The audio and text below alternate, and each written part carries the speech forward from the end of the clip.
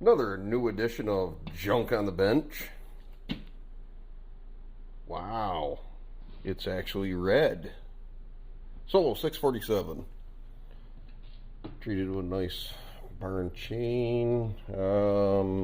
Put a 8-pin driver on it with the 325. Ran it just a little bit to tune the carb in so far. Yeah, it's a 45cc saw. I mean, yippee. Yeah, haven't been in there yet. Somebody,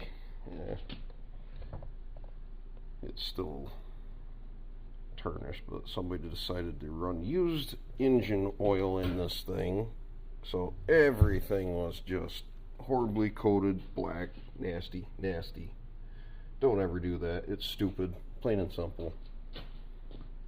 Unless you hate your saw and hate life. That's that. Yeah, might as well keep touring. Oh, that's an oldie but goodie. Yeesh.